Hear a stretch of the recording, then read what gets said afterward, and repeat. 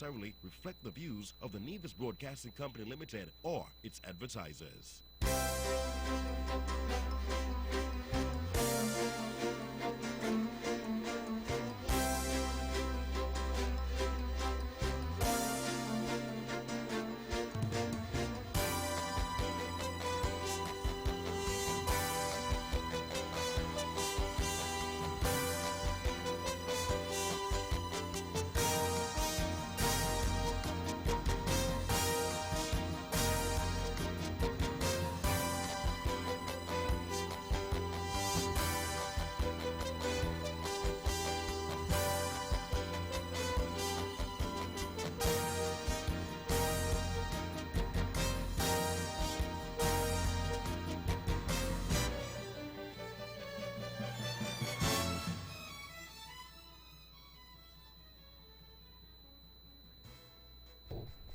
Good evening, ladies and gentlemen. Good evening to the listening public, the people here in Nevis, of course, those in St. Kitts, those in the wider Caribbean.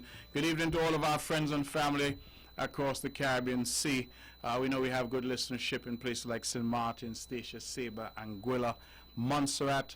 Of course, good evening to our people in the British Virgin Islands and U.S. Virgin Islands as well. For all of those who routinely and regularly tune into this show, welcome to another edition of On the Mark. I say good evening as well to all of our friends and family in the United States and Canada, places like Kitchener, and of course New York, Boston, Connecticut, Miami, Florida, the whole of Florida, and all of those who are across the pond in the United Kingdom. Good evening, one and all, wherever you are. I trust and hope that you're safe and that you're having a good evening. My name is Mark Brantley, the Premier of Nevis and the host of this show, which we have here on Wednesdays from 8 to 10.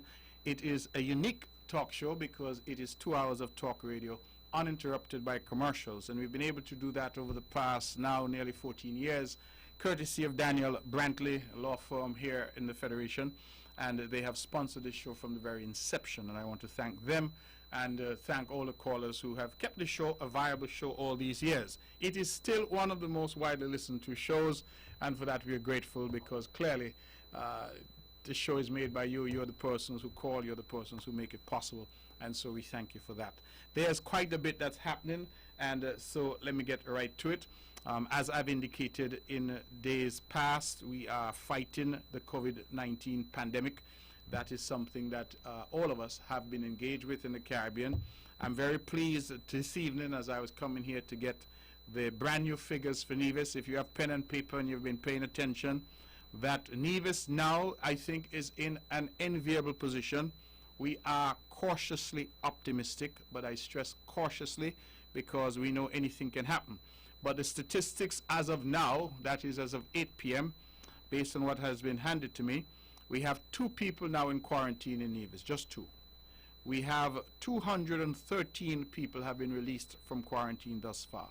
We have only 1 test that is pending. Only 1 test result that is pending. We have tested 97 persons. We have had, of course, the 4 positive tests, and we have had 92 negative results. The 4 positive tests are all still isolated, and they are now going through the process of being cleared.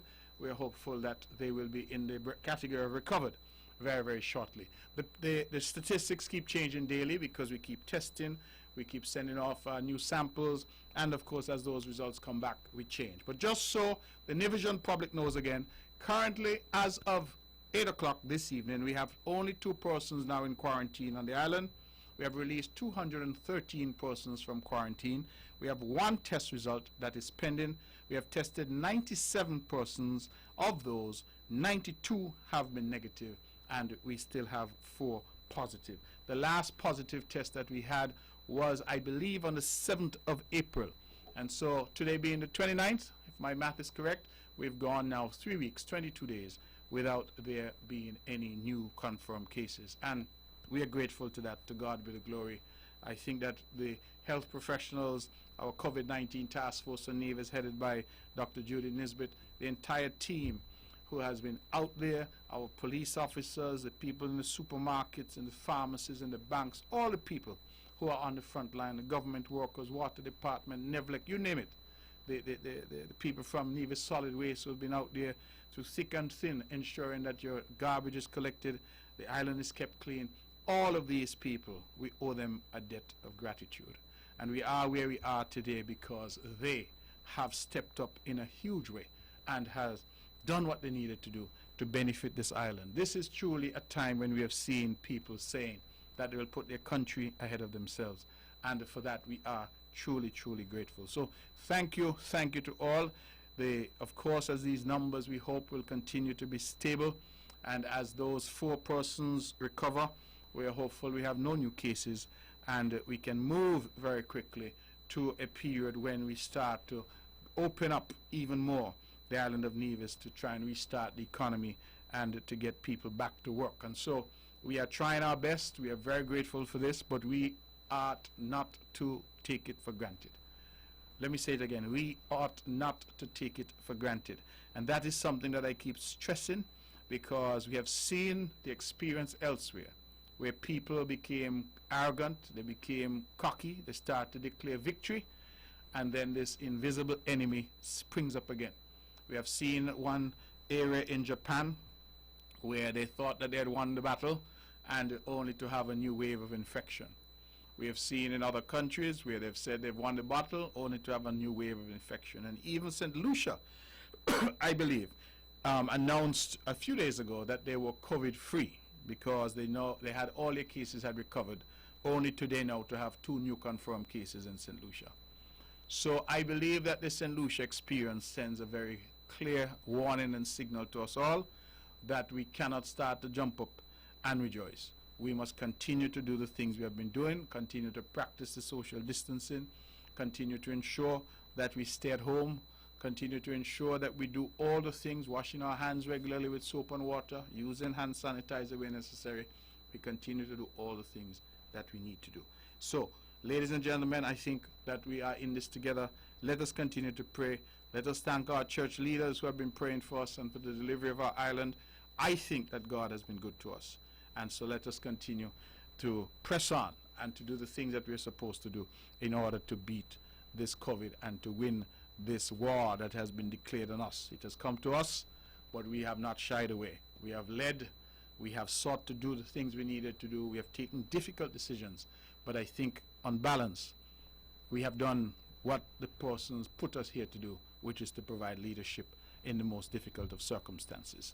Before I go any further, I have a birthday greeting that I ought to say at the top of the show, and that is going out to my dear friend, the one and only Sandra Prentice. She celebrated on Monday, and of course Delroy Prentice. He celebrated on Tuesdays, Monday and Tuesday. 2 Prentices, Sandra and Delroy. Monday and Tuesday, they would have celebrated their birthdays. I want to wish them a happy birthday, coming from all of us here at Von Radio. But I'm really not that important, because who's really wishing them a happy birthday? The entire church ground community. And so happy birthday Sandra, happy birthday Delroy. The whole of church ground say happy birthday. In fact, the whole of Nevis says happy birthday.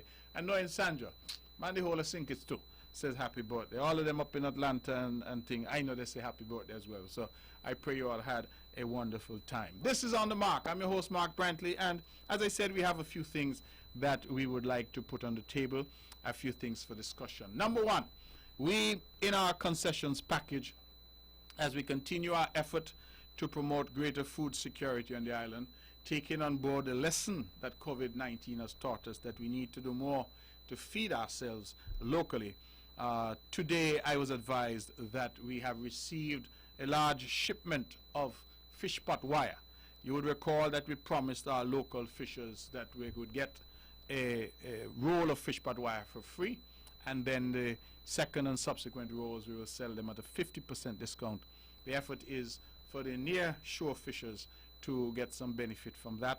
I am told that that process is being managed through maritime, through agriculture, and that the distribution should start on Friday.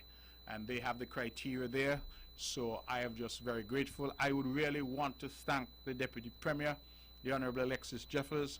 He has been doing an incredible job in terms of agriculture, ensuring our food security. He has an excellent team around him.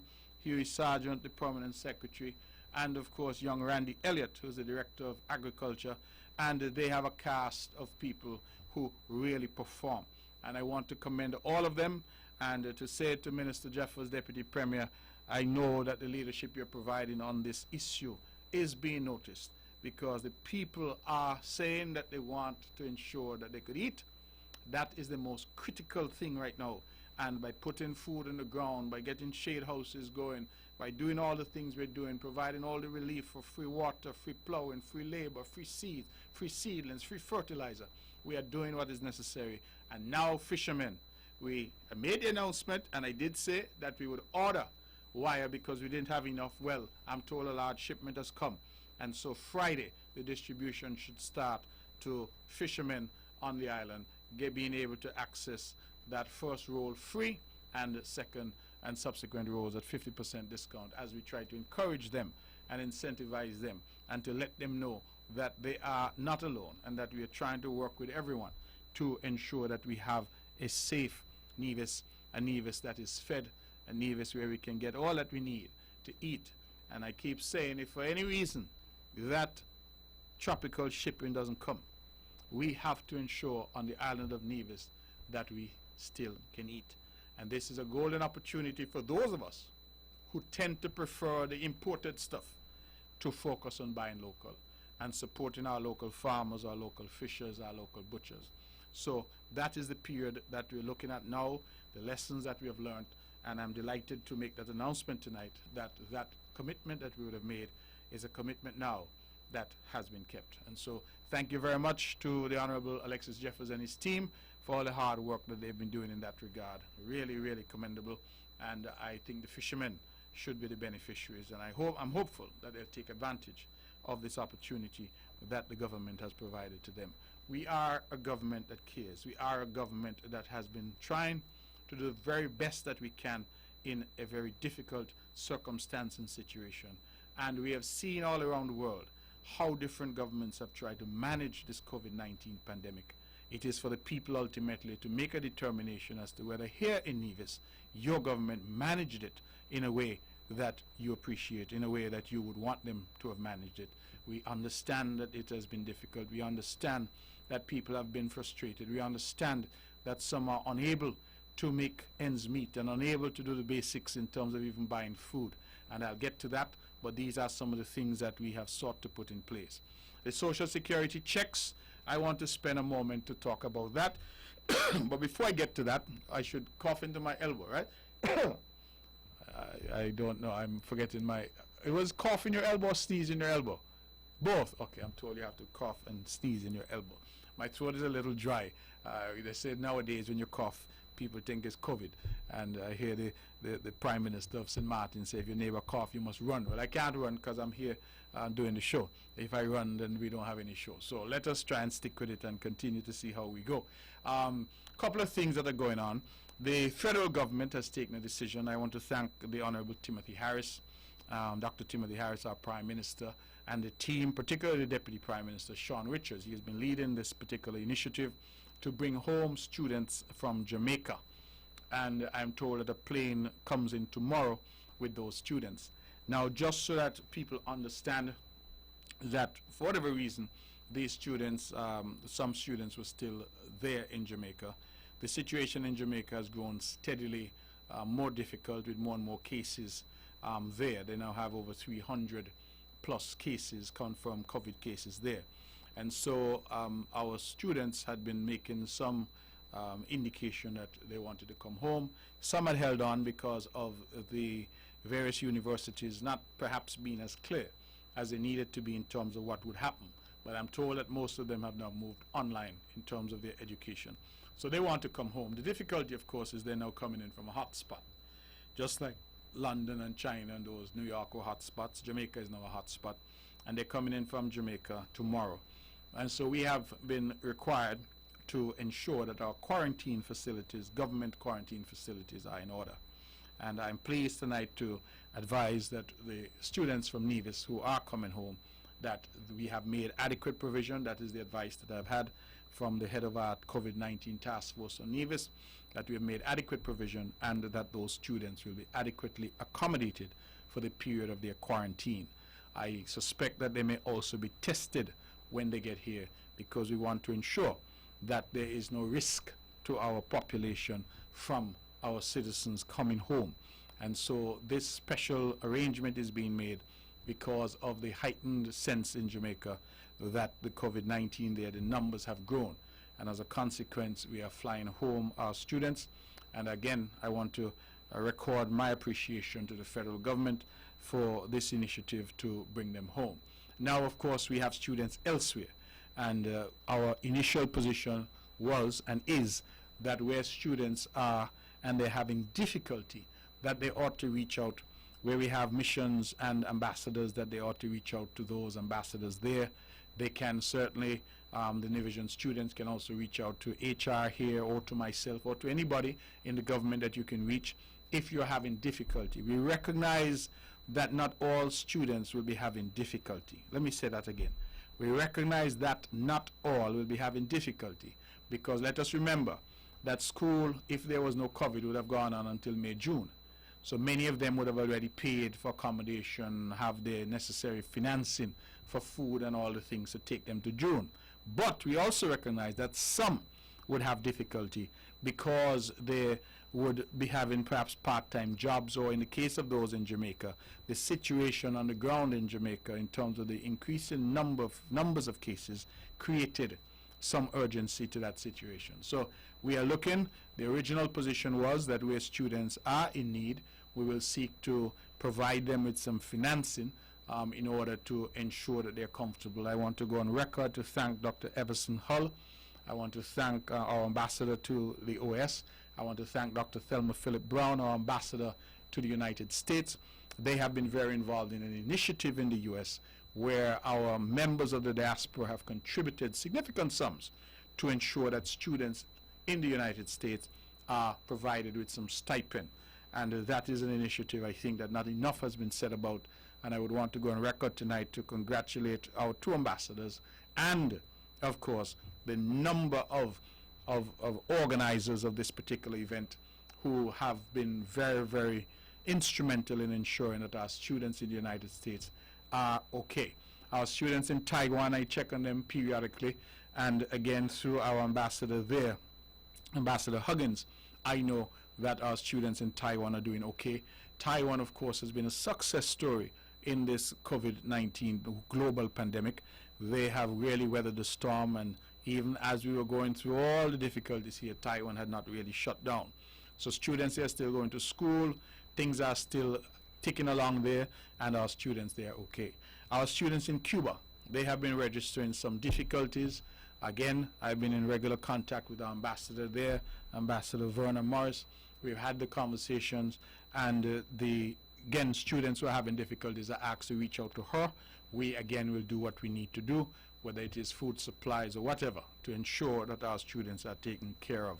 I've had two requests, one from a student in Trinidad and another from a student in Guyana. Both have reached out as well. And again, we've asked them, where there is no presence in their country, diplomatic presence from St. Kitts and Nevis, to reach out to us here on the ground. And we shall do what we can to ensure that they are all right. So this event tomorrow is not the usual, because of course the resources don't normally are there to fly people from all around the world to bring them home.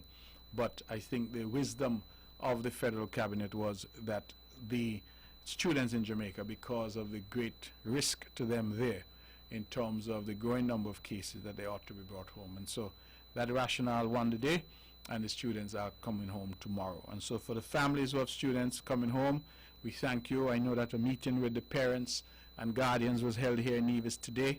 I want to thank again our COVID-19 task force for their proactive approach, and that based on that meeting, the parents have been briefed. They know what to expect, and they know that they can't hug their son or daughter when he or she comes off the plane, because they have to go straight into quarantine and will be quarantined for the next 14 days in a government facility. We couldn't quarantine at home because we recognize that not everybody has a home that is equipped with separate rooms and separate bathrooms and the like. And so we decided that the best bet was to quarantine everyone in government facilities. Nevis has been ready, St. Kitts has been ready, and so it was just a question of mobilizing, and we are happy that we have been able to mobilize. And so I'm advised that all of our students will be amply and adequately taken care of tomorrow. We say people matter most, and we're demonstrating it, putting our people first, doing what we need to do to ensure that our people are comfortable.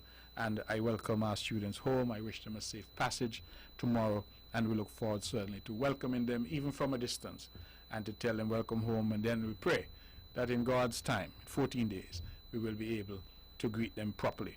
So I believe that's a bit of good news, along with the news that I said earlier about the fishermen and coming home.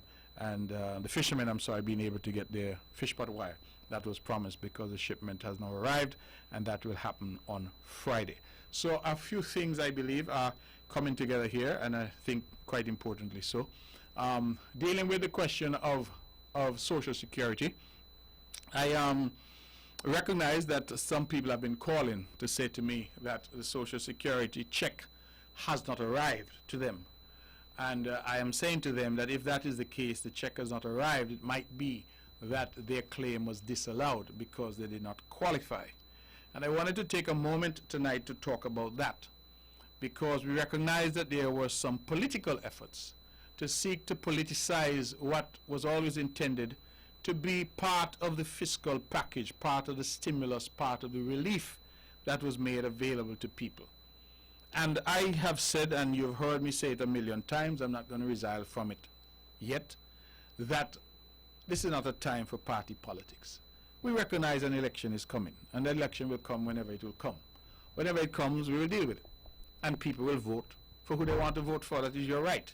But we are saying that in a time which, like this, presented such a grave and present danger to the very existence of our island and our people, that there was no time for the party politics, that it was time for people to pull together and to do what they could to help.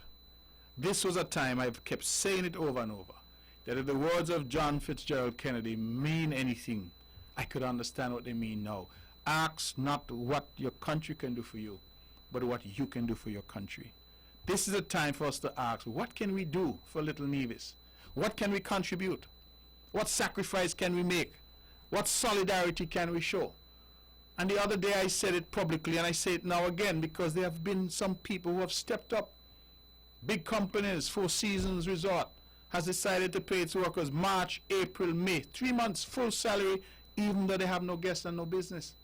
Four Seasons Resort Estates just delivered 5,000 units of hand sanitizer to ensure that every home in Nevis will get some. We have people like young Rene Busu. I mentioned him the other day because I went over the EOC, the Emergency Operations Center there at Long Point, and I see an elaborate tent and everything set up. Rene told me he fed 170-something people. I think he said 175. All the frontline workers provided with lunch, and not no jokey lunch, proper lunch. He had a top chef there from Nisbet Plantation, my good friend Elsa did Ashley, and you know, proper lunch. And these are people who are volunteering. They came with a whole crew. I mean, the country owes them a debt of gratitude. We have to say thank you to Yachtsman Grill for all the pizzas and things they've been providing, to so many, to Ernest Amory and St. Kitts Amory Enterprises, who provided every household in Nevis with bread, even though he doesn't have a bakery in Nevis. I mean, this kind of selflessness that we have seen, we have to celebrate it. And we do it because I think that it is important. I don't know what Ernest Amory's politics is, but I don't think that Ernest Amory extended himself and in the way that he did for politics. I don't know what Mr. Rene Busu is thinking politically, but I am not getting any sense that he extended himself and all of the people that I saw around him volunteering because of politics. Yachtsman Grill, Four Seasons Resort Estates, you name it. So many people have engaged, and they've done so because they see this island as their home, and they want to contribute, and they understand that people are struggling. I personally have been handing out food hampers and care packages for weeks now. I have not carried any camera to take picture of anybody I'm giving a food hamper to, because we must appreciate that even though some people are in need, and people are in need, people still have their pride, and people don't want to feel like they're a prop, that they're subjected to some, you know, I mean, photo op. That is not the purpose. We are asking our people now, listen, see what you can give, and give genuinely. Some of us can give money because we have money. Some of us can give expertise because we have that. Some can give time because that's what we have. And your giving might be to call somebody who's elderly in your community, to check on them. You know, find out how they're doing. How is this thing treating you? The lockdown, are you okay?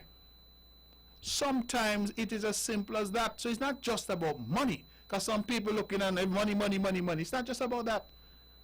Sometimes it's just the ability to check on your neighbor and be a good neighbor, your brother's keeper, your sister's helper. And so we want now, and we have seen it. Those names I mentioned are just a fraction of the people. But we want now, more than ever, to see Nivisions rising to the occasion and to see us being the best that we can be. I'm about to take up a little food and give a man and trying to connect that to a vote. That is, it is crass. It is low class. If you're going to give somebody some assistance, it's because times are hard for everybody. Jobs have been lost. Hotels are closed. Taxi men are out. Bus men are reduced earnings because, of course, we've restricted the ferries and the ferry operators, hair salons, barber shop, bars, restaurants. Every single person and every single business in the country has suffered. So if you're going to do something for somebody, you don't need to wrap it in your politics. And the thing that bothers me is that I see some playing politics, for example, with a little food. And they beg people money to provide the food. Not even they put their hand in their pocket and they say, well, okay, boy, I got money, so let me write a check to provide this food and whatever. No, they beg other people for the money, and then they're playing politics with the food. Why? If you're going to give, give.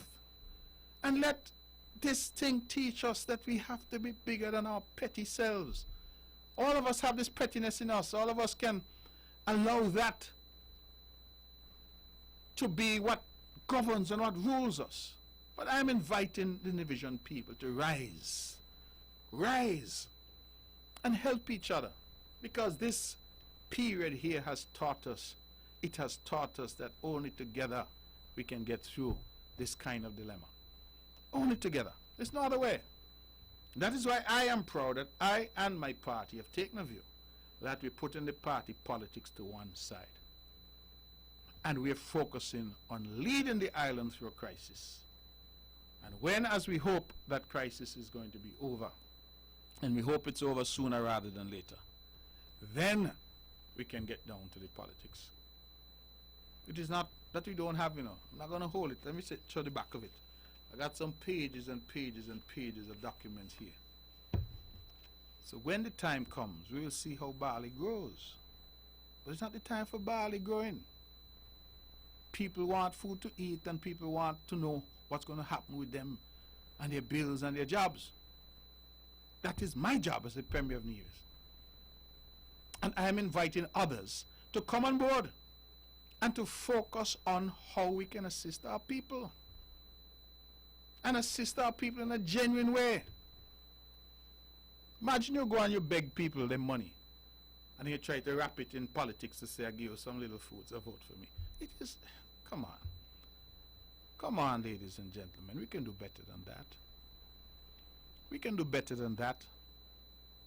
If you're going to help people, because people need help. Don't do it that way and then try and puff up your shoulders and go around as if you're, don't do it that way. Help people because you genuinely feel that people need assistance. But don't go around the community begging money and having persuaded people to give you money, using the guise that the COVID-19 is a problem. And it is a problem, but using that, you solicit donations and then you take it and you start to pump and set yourself as if this is about politics. It's not about politics. And so whoever wants to come on board, I invite you to come on board. The island needs help, and all of our people at home and abroad who can help, I'm inviting them to help. We have started the ball rolling as the Nevis Island administration. I have taken 100% salary cut on the island of Nevis. I am no longer receiving a salary as Premier. I'm no longer receiving any benefits, financial benefits as Premier of Nevis. That was a decision that I could take and that I took. And that decision I will continue to abide by until such time as our health professionals tell us that we have the all clear.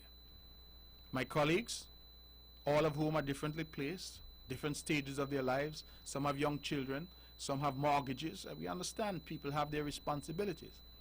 People sometimes assume that politicians don't have bills too. Of course we do. So my colleagues looked at it and the cabinet decided that they will take a 10%, the ministers, 10% pay cut for the next 3 months, and then they will evaluate thereafter.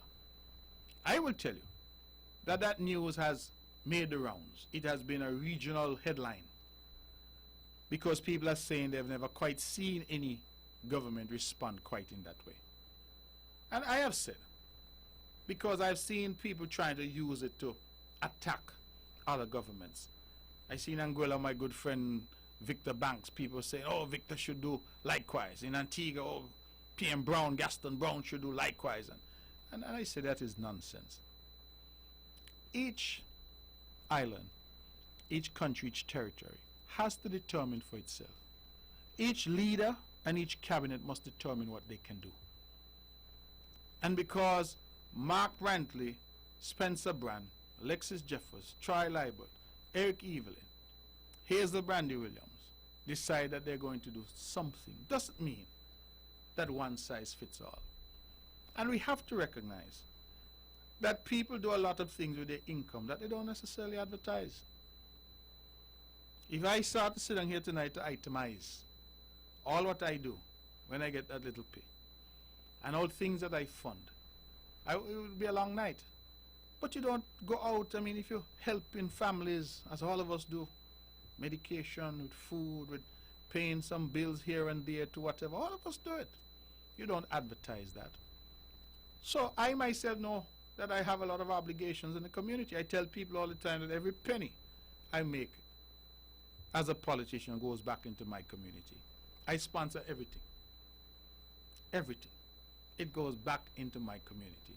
And I hold no water in my mouth to say so, because I know the level of commitment that I have in terms of assisting in my community. That to me is why I entered politics. That to me is what politics was about. But people ought not to take our action as if it now becomes a template for everybody else. And I go back to what I said earlier. People must do what they can do. It's not important to me how much. It's important to me that you are doing. And some people, all they do is talk. Talk, talk, talk, talk, talk. I see a fella had a big argument, say Mark did not give up 100% of his salary, he only gave up 50%.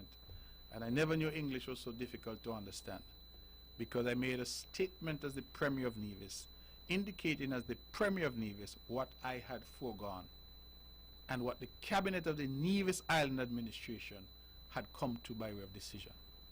I thought I was plain as day. What I say? If I want a double barrel, I think there's a fancy name for it when they say that you're saying the thing twice.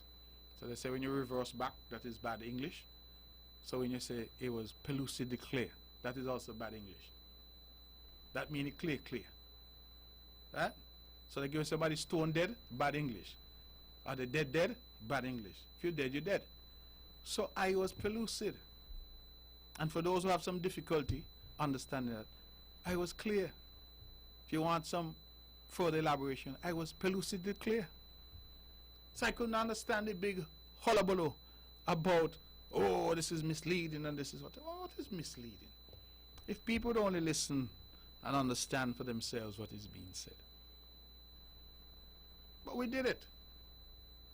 And we did it because we wanted to send the right signal to the people of Nevis, to the Four Seasons workers, to those at Montpelier and Golden Rock and Hermitage and Mount Nevis, to those at the Hamilton and all the other properties on the island, Wally Beach, We wanted to send a signal that we understand what you're dealing with and we're in it with you.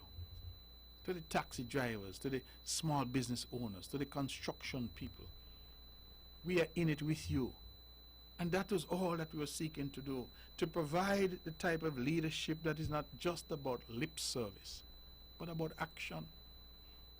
About action, about decisions that people can look to and feel inspired by. And all we have asked is that others do likewise. Contribute what you can. And this incessant chatter, everything, you got to get up every morning and talk and say who do what and who not do what and whatever. And when the spotlight is shone on you, and the question is asked, what are you doing to help? And silence pervades the room because there's no ready answer. You see, in this COVID-19 thing, talk and criticism is not going to get you anywhere. People want help. And the question is, what are you doing to help? Whether you're in government or you're in opposition, whether you're in business or in the church, wherever you are, what are you doing to help? That has to be the question. And so I'm not even paying attention to some of the noise. Because noise right now can't fill a hungry belly. Noise right now can't give comfort to a man who don't know how he can pay his rent. We need people who are willing to give. To give. And then dig deep and give some more. Because we agreed that we would forego salary and benefits. And we went further. And we didn't go out and beg it, you know. We put our hand in our pockets. I want to make that clear. We didn't go out and beg it. We put our hands in our pockets. Because again, we wanted to demonstrate self-sacrifice. That we were not just talking, we were doing. And we put our hands in our pockets, and $13,500 each month of groceries will be made available to the most vulnerable. I'm hopeful to have an announcement very soon. I hope I could do it as early as tomorrow. And so people should look out as to how we're going to structure those groceries. And we haven't just said it for this month. So it's a one-off thing. We're saying we're going to do it for every month for the next 3 months. And then we will look at it again. And people have been inspired because people have been calling me and telling me, we are so inspired by what you all have done. And the personal effort that you all are making, the willingness to put your hands in your own pockets as members of the government and to contribute in this tangible way. Not only are you foregoing salary, but you're separately finding resources to do this, that we are prepared to come on board and to assist as well. That is how you inspire people. You're not ever going to find Mark Brantley go out and beg Tom, Susie, and Mary money and then stand up and beat my chest and say, look what Mark Brantley has done. Because Mark Brantley has done nothing but beg. Now, if Mark Brantley put his hand in his pocket and put $13,500 on the table, and then Tom, Mary, and Susie said, boy, we like that, we're going to put the same, then Mark Brantley has started something that he could talk about and thank Tom, Mary, and Susie as well. I think these are important lessons that we must learn in terms of how we do things and what we're doing and how we seek to inspire each other. That's important. So I want really people to take the politics out of what we're seeking to do. I saw a photo was sent to me. It was quite distressing because I see a fellow who I believe should know better claims that he's running in an election, whenever that election comes, delivering a small bag of food, it looks like, to an elderly lady, and has his arm around the lady taking a photo. And the person who sent it to me said to me, it is quite obvious that the photo op was more important to that gentleman than the health of the lady. Because the lady isn't wearing any mask, she's not protected, they're not practicing any physical distancing. He got the arm pushed around the lady and he taking the photo. And you look at these things and you realize what they are. That lady was a prop. Her need became a prop for somebody who's trying to send a signal that they care. But if you really care, one, why would you be using a lady in such a fashion? Two, why would you be endangering her? Because your rules are clear. All the health professionals are telling us, maintain social distancing. You're going to go hug up this poor woman who's elderly and taking picture. And that is what I'm talking about when I say, put the politics to one side for now. And if we're going to help people because we're in a vision and we're trying to help each other get through this crisis. When the time comes for the politics, we're going to deal with that. I have my documentation. I went to the trunk tonight and I took out something because I wanted to just come and just leaf through. Somebody color coordinated, you know, I'm on screen, color coordinated. When I come, we're going to see how barley grows. But this is not barley season. This is COVID season. And what we need to do is to work with our people and show that we genuinely care. Not fake. We genuinely care about our people. That's what we need to do. Ladies and gentlemen, this is On the Mark. I'm your host, Mark Brantley, and my soliloquy has gone on a little long tonight. It is 20 minutes to the hour of 9 o'clock. I'm going to take your calls on 469-1616 and 469-1700 for those out there who may wish to call in and be a part of the show. And again, 869-469-1616, 869-469-1700. Those are the numbers to call if you want to be a part of the show, or if you have an issue, you want clarification on something. Just to remind our listeners that the curfew continues. Today was a full lockdown day. Tomorrow, Thursday, and Friday are days of limited operations. But once those days are over, Friday night we go back into lockdown, and that lockdown will go Friday, Saturday, Sunday, Monday. And Tuesday morning, we peek back out again for another round to see how we go in terms of days of limited operations. Of course, next Monday would traditionally have been a holiday, and so we expect that people will abide by the lockdown rules and not be out and about, but rather to stay at home. Let's go back to the phones then, or let's go to the phones and take a call. Good evening, you're on the mark. Yes, hello. Hi. Yes, good evening. Good evening. Honorable Mark. Yes. I hearing you on the radio, but I wish I could have said like you, that I could got me over shopping like you. You could got your own what? Treating the people, when they hearing the people and back down here.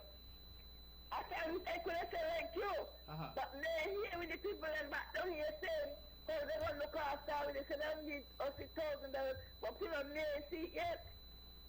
Yeah, I didn't see it yet. But I gonna say, and they see half of I'm rent tomorrow. And whenever they get any more, come in working like that. Well, I thought in it, when you go in, But Tuesday, we don't come up and do something. So I'm waiting on that. so when you go to NHC, speak to them, because when you go to NHC, speak to them, because I think they have a program in place. I could speak to you, because I listen to you, and how you thought, I suppose that you're able to pick up some sense too. Yeah, but I'm saying, yeah. Everybody, hello, and your whole family. And I'm all week, hello, my cousin and Edric Stanley, everybody up here. Okay. Yeah, I will good program. Thank you very much. All right. Just wanted to say, caller, that what I was trying to say is that when you go to speak to NHC, which is a housing corporation in St. Kitts, my understanding is that they have certain things they put in place to provide some relief. I know here in Nevis, those who have homes with the Nevis Housing and Land Development Corporation, that we have put a moratorium on payments to ensure that people again get some relief. I also know that those who have mortgages to the banks and have been affected through the intervention of the Eastern Caribbean Central Bank, that the banks have agreed for a 6-month moratorium on mortgage and related payments. So if you have a car note or something with the bank, you can also get some relief. So I just wanted to point that out to you. Well, okay, we have somebody else on the phone, so let's go back. Good evening, you're on the mark. Hello? Yeah, good evening, sir. Yes, good evening to you. Yeah, Honorable. Yeah, I need to get some kind of answer. I'm not getting anything officially from education, the Ministry of Education to be exact, as to what is projected dates for reopening of schools. I know we are waiting until possibly after the 9th of May. But some word need to come down, and I'm not getting nothing. But yet. caller, you appreciate that it's difficult for a word to come down when we do not yet have an all clear from our technical people. For example, tomorrow we're going to have nearly 60 students coming home from Jamaica. We do not know. We pray for the best, but we do not know. They will have to be tested. We continue to test. We are not sure what those test results are going to be. We are just looking in a longer term now. Well, my point is that is why we are coming so often with information, because the situation is a fluid situation. And as I put it the other day, there are many who are demanding certainty in a period of maximum uncertainty. The difficulty that we have is, and I get the question, when is school going to open? When is the airport going to open? When is whatever? And I'm saying, well, it's hard for us to just tell you by such and such a date, because we don't know what this COVID thing is going to do with us next. So we are monitoring and trying to be cautious with the situation, and that is why we have continued, even though we don't have any new cases, to be vigilant. So we just prepare and wait. Prepare and wait, yes. I like that. Prepare and wait. Because that is the thing, and we just will continue to try and bring the information in as timely a fashion as we can, but it is difficult to predict with any certainty at this point, and to say to people, listen, by the 15th of May, we're back in school. That is difficult to predict, and so we're trying to avoid that. Okay. All right. Thanks for you try and answer. Thank you. All right. Well, sometimes all I could do is try. I know you're a hard marker, so maybe you give me a C. But, I hope I get a passing grade. Thanks a lot, brother. Good to hear you. All right. All right, good.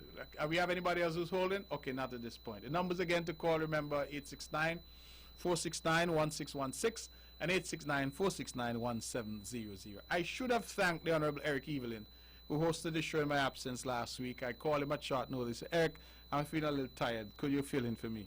And he really did. And I want to thank him. Somebody, in fact, called me and said that he brings a breath of fresh air. I don't know, like they're trying to say my ear is stale. I really don't understand, but that was the language they used. And so, Eric, if you're listening, good night to you. Good night to all of my cabinet colleagues. If they're listening, good night, in fact, to everyone. And we're here for this edition of On the Mark today, Wednesday.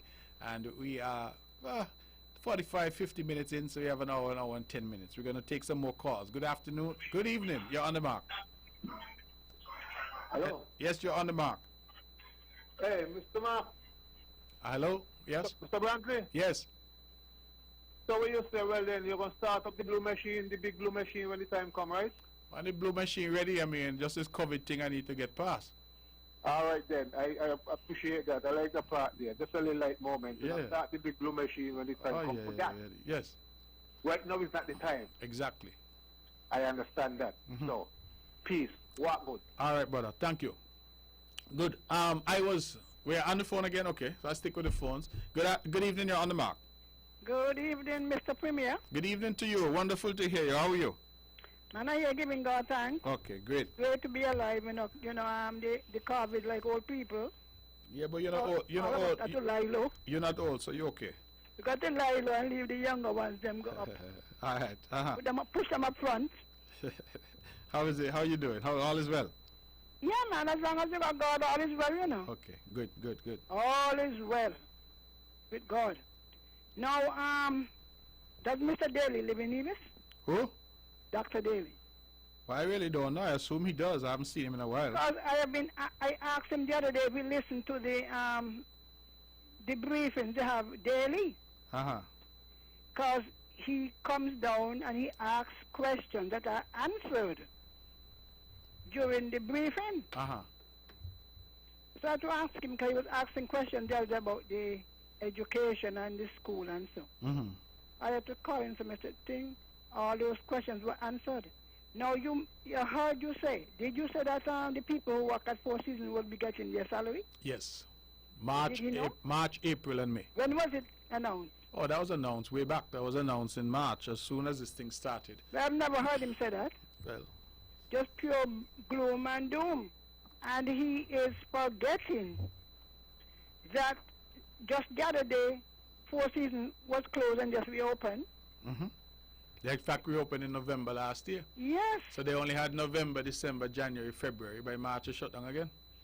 And another thing I heard him say yesterday, because I called him, he was saying that the money that you had for the capital projects, you should have saved some for a rainy day. So you get the 250 million and you ain't put away any. Mm-hmm. So I don't know, maybe you need to explain to him, you know, and he want to know if you're going begging, if you're going to go beg for the federal government for things for Nevis.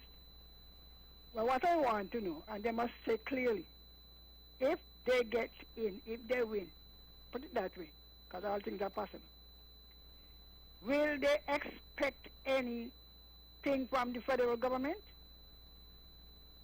Because these are questions that should be answered up front. Well, caller, I recognize that again.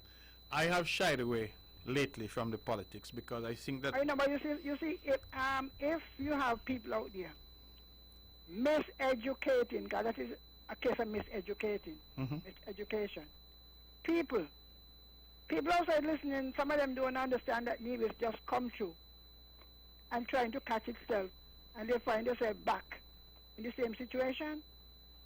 Well, in fact, the situation, the analysis of the Nevis economy, the situation is actually worse because everything shut down. You know. I mean, it has to be worse. But yet, when you listen, so I'm telling you, I keep saying to our people, those of us who say we are educated, we should do a better job at educating our people.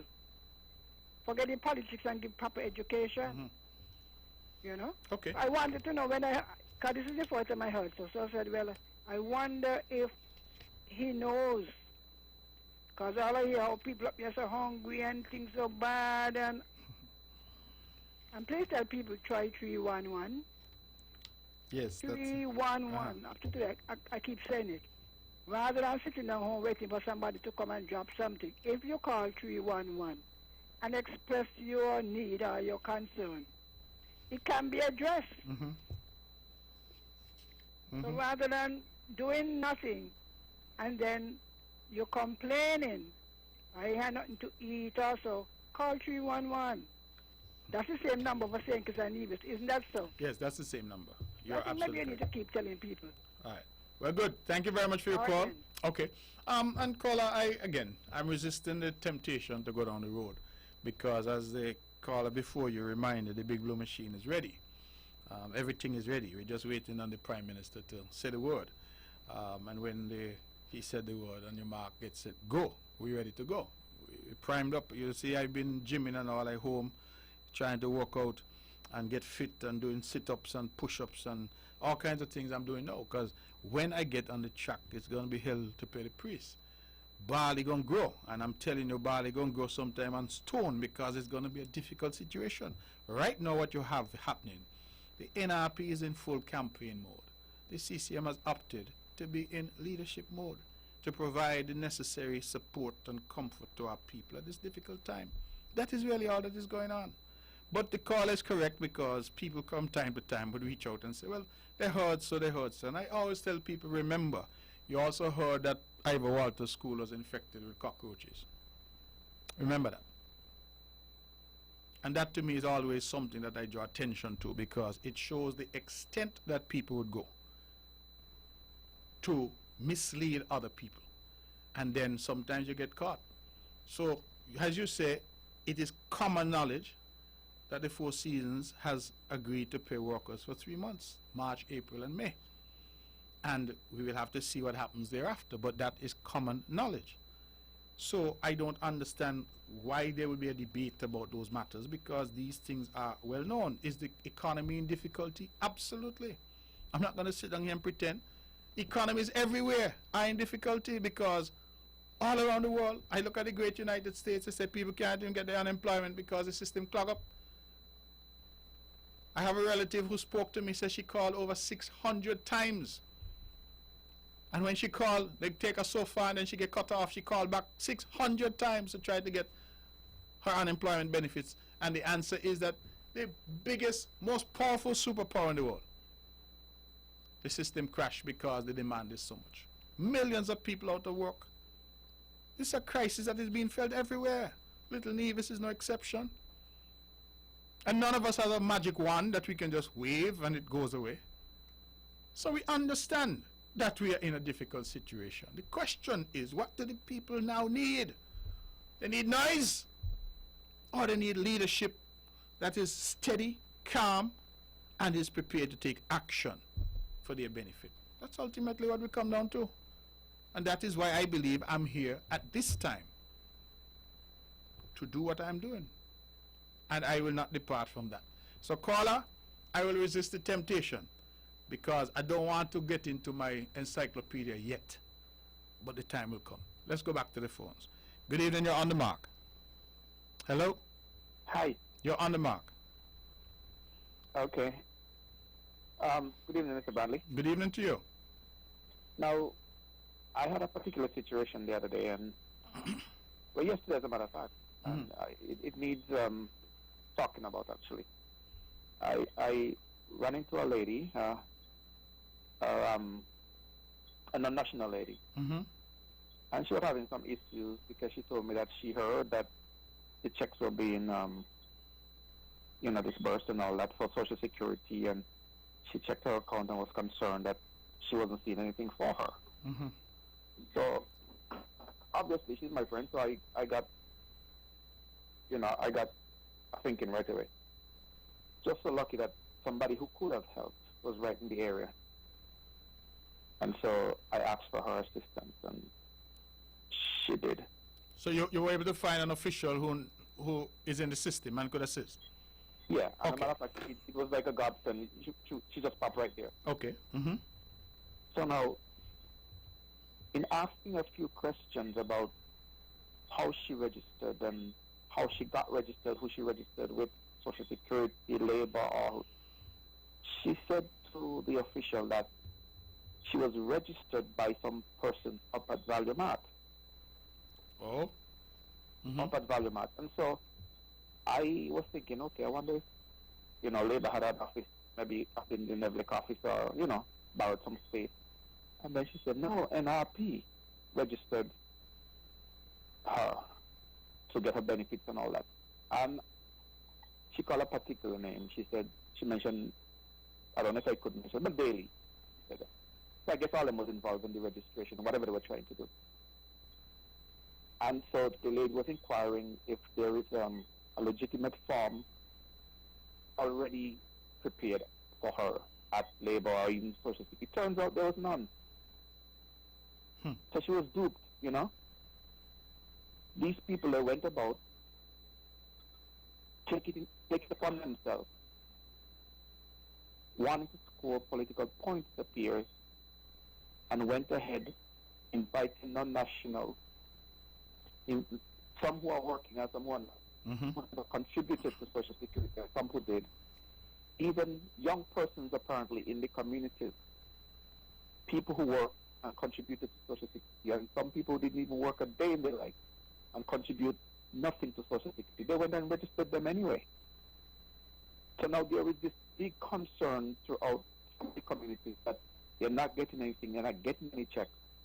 And the truth and in practice, these people in some cases never even submitted the forms to Social Security or to Labor. And when the forms were submitted, some had the people's signature on it, the persons who were administering the assistance. Like, for example, Daly would have signed, and maybe one or two more other person would have signed. And that creates not only a backlog in the system, so people's assistance was delayed, it created a logistical machine, because now you have to be chasing these people to inform them that they either didn't contribute or they're not eligible for any contribution because of the Social Security is people's money, and you have to contribute to it to get from it. You see, and so people were misled, and now there's a lot of furious people. And I think, knowing politics, I think the intention was to create some sort of mistrust between people in the community and government, to think that for some reason people are not getting help because the government don't want to help them. And the truth in fact is, some weren't eligible, and at the same time, the people who trusted them and went to their little charade that they had and signed up, their farms didn't get to Social Security or labor. And in some cases, when it do get there, people have their signatures. So the forms are defective. Absolutely. Well, So, yes. I'm kind of appealing to, maybe it's not my job, but my friend was affected and whatever. And so I'm kind of appealing to the non-national. And let's good sense and common sense prevail, because if you didn't contribute, chances are there's nothing there for you. But if you contribute and you're not seeing your check going into your account, go to Social Security, go to labor, let them rectify the situation for you. Do not sit around and let them give you the impression that the government is not looking after you and the government is not assisting you, because that's not the case. Okay. All right. Okay. Thank you, man. Okay, well, thank you very much. It's interesting you preempted me, because I wanted to discuss the same matter. Probably try to discuss it a bit more delicately, because, again, I'm trying to skirt away from the party politics. But we are all aware that the NRP had a big show and dance yesterday, filling out forms for people to get Social Security. It was a scam. Plain and simple, it was a scam, an out-and-out fraud that was attempted, because those forms either never made it to Social Security, or some that made it there were improperly filled out. The problem is that you created a backlog now, because you jam up the system at Social Security with those forms that got there for people who were never qualified for the benefit. And in addition to that, you create a expectation in people that people are now starting to call. And that is, I think, what this call is referring to. But I have had calls as well. People saying, oh, no, me not see me check. How come I ain't getting a check? Because you were misled. Because you see, the real purpose of the exercise was to get your name and contact information. And I'm going to say to each and every one of you who went to say you're getting help to fill out form, look out. You're going to start to get messages soon of a political nature, because the purpose was to get your name, your number, your email, whatever it might be, your contact information to put into a database. So when they want to send out and say, vote for me, that is what you're going to get. There was no interest in helping people to get the Social Security money, because the first thing you should do, going back again to my premise for the evening, that we ought to do things to assist people who are genuinely in need of assistance. Not try to fool people. Not try to fool people, because I think at the end of the day, it is just horrible, because this lady is just one of many who are now calling and saying, but how come I hear Social Security paying out and me ain't get nothing? Because no form went in for you, or the form that went in was no good, or you're not qualified. Because the people who come say they're helping you to get your name and number never explain to you what the qualifications were. If you, for example, are unemployed and you have not worked for the last year, 2 years, you did not qualify, because this thing was an income substitution. This was to help the people like who work at Montpelier, when Montpelier closed, or Hermitage, or wherever that closes down. It is said to be a little relief for them, $1,000. If they were still working but having reduced wages, then you top them up to $1,000. So if they're only making $600 a month because they're only going in one day, they were able to get an extra $400 to bring them to $1,000. It was a simple scheme. If you're a pensioner and you're getting your pension already from Social Security, then you didn't qualify. But rather than explaining it to people so people understood, you had this big mass and charade to collect people's name and number. That is what it's about. To collect people's name and number under the guise that you're helping them. And the same people now crying out because they have not got the benefit. I mean, what worse could you want than that? And that is why I go back again. If I sound repetitious, it's because I'm being so on purpose. If we're going to help people, do it in a genuine way. And some people would have come and you said to them, I'm sorry, miss, I'm sorry, sir, you don't qualify. Do it in a genuine way. But when the effort was designed not for people to get the benefit, but for you to get their name and number, then you didn't care. And that is what is happening now, regrettably. Let's go back to the phones. It's 5 minutes past the hour of 9 o'clock. Good evening, you're on the mark. Good night to the Honorable Premier. Good night to you, sir. And I want to commend you and the Honorable Prime Minister to the fight you are putting up against this coronavirus. Thanks, brother. You understand? You all is doing well. The Federation is doing well. And I want to commend the federal government to the drastic measure you all as putting to social distance and people to 6 feet apart and all those things. Because it's important. When I put on the radio and put on the news and watch on the television, and I see the people out there in other countries trying to break all those rules and doing what they're supposed to, what the government telling not to do, and they get affected and they die. You understand? It grieves my heart. Brother Mark? Yes. People say what they want to say, right? But you all are doing a wonderful job, and I want to commend all those who contribute to this COVID-19 task force. I do my put you bit yesterday. I contribute $500 to the infirmary. You understand? And now that the government can bring home the students from Jamaica, I believe some of these parents who could afford it, try to put something, try to contribute something. And now they're going to send some money to America again to help the children up with their learning. Yes. Try to send something, put something aside. Don't go up shop off all your money. It's important. The government got different things, and the government got people to help because it's a crisis. But some people turn it as a political thing, Mark. And all those who calling and criticizing and saying the negative thing about this country and what the government is doing, if they had any love for the country, Brother Mark, I do not believe that they'll think. Even think about what they're saying, or think about what they're doing. Brother Mark, you have a wonderful night. God bless. Mortling, good night. All right, my brother. Thank you very much. Well said, as always. It is about 8 minutes past the hour. We're going till 10 o'clock, so we have some time. If you want to call in 869-469-1616, 869-469-1700. I don't think we have anybody holding, so let me go now to talk about another matter, and that is the issue of the hand sanitizer and some masks. Of course, the government has now mandated that you wear masks if you go out in public. We in the Nevis Island Administration have ordered some masks that we have been donated through some assistance by some concerned persons here on the island. And what we're hoping to do is to deliver those masks with hand sanitizers to every home so that every household will get the benefit of it. The difficulty is that we've had some shipping delays with the masks, and so we've been holding off before we make an announcement.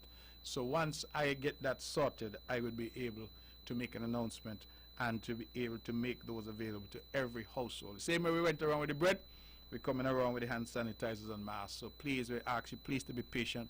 For 2 weeks now, the masks have been ready, but we have not been able to get DHL to bring them yet. So we are optimistic that we will have them in the next several days, and we will advise accordingly. Let's go back to the phones. 10 past the hour. Good evening. You're on the mark. Good evening, Mark. Good evening. The reason why you're calling, I was wondering if there are criteria for the food packages. Because last week, I went and asked for a food package. I was told, this is what I was, you know, tell like a 4 season? So, 4 season people not supposed to get food packages? Well, obviously 4 seasons people are still being paid. Civil servants are still being paid. So that is why we're saying we're trying to look out for those who don't have nothing coming in, those who are the most vulnerable. Yeah, but listen, Mark. That is what we're seeking to do. Working at 4 seasons, who work there would know. 4 seasons pay without the service charges, nothing. If I run short, want a food packages, I didn't ask for money. Could I please get a food packages? I didn't say I wanted the trim ones that you all say you are giving it out for. Yeah, but remember the program that I'm talking about has not yet started.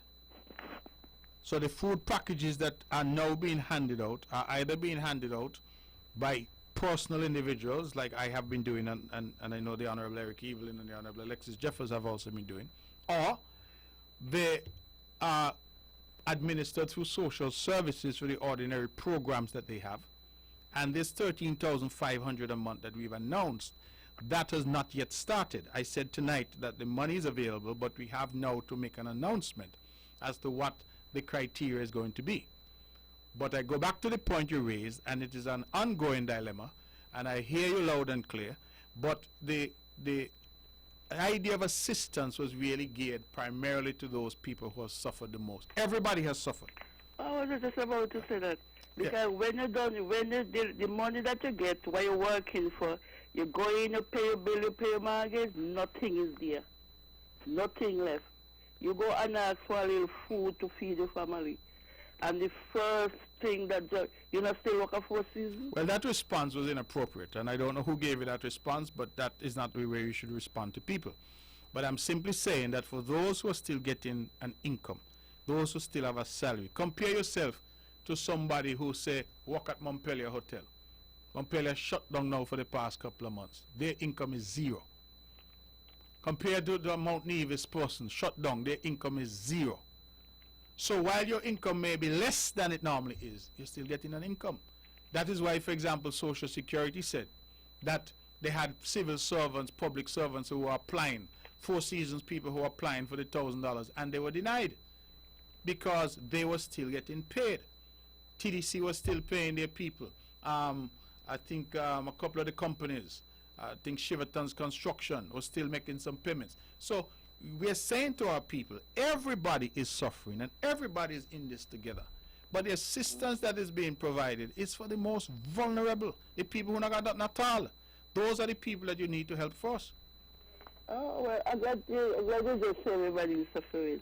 Because if for instance, Social Security get $1,000 a month, my mortgage is more than $1,000 a month. Some people mortgage is like $2,000 monthly. When Social Security going to get $1,000 a month. But you know you can go in and speak to your banker about your mortgage because we have a program in place where you get up to 6 months moratorium. Well, really, I had just called to find out about the food packages because asking for some food in this type of crisis, I don't see. But anyway, I would just call to know if there was a criteria. Well, as I said, we have not yet advertised what the criteria is going to be for the assistance that we are providing. But that is not government. That is government people putting their hand in their pocket to provide a fund, right? So we're going to run that in a particular way, but we will have to provide the criteria for that. And I hear you. I understand entirely because several people have called me to say, well, this ain't fair and that ain't fair. Why I can't get this too and can't get that because people getting this and people. And I'm saying, and my response remains consistent, let us take care of the most vulnerable first.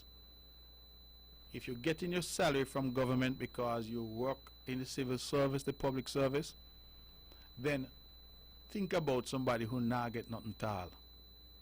If you're working at Four Seasons, through their generosity, they've agreed to pay March, April, and May. Think about somebody who since maybe early March ain't get 1 penny in income. Think about the small business owner who can't open. And the workers who work there, who clearly can't earn. So I appreciate that most of us want to be in the position that we're accustomed to.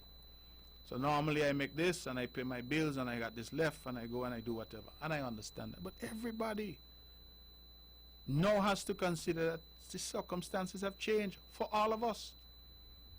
For all of us. In other countries they're already talking about cutting public servants' pay. We have not started that kind of discussion here. But elsewhere, that discussion is already, I think, in St. Lucia. They say now you're getting 50% of your pay. The proposal, you get 50% in money, and you get 50% in treasury bills. So the government basically saying, I owe you the balance. That's what a treasury bill is. It's a debt instrument. So let us call. I mean, I appreciate your call and why you call, and I agree with you that we are all suffering. But some are suffering more than others. Let me put it that way. And the purpose of things like the food assistance and all of that is for those people who are suffering the most. When I went out, I went to people like the elderly. I went to people who, you know, I have a friend of mine who had suffered some health issues and so can't move about as he's accustomed to. And I made sure, because I know those people have no other means of sustenance. So if you have something coming in, even though it may be smaller than you're accustomed to, at least you have something coming in. Some people have got nothing at all coming in. They don't know how they're going to get a little tea. They don't know how they're going to get a little rice.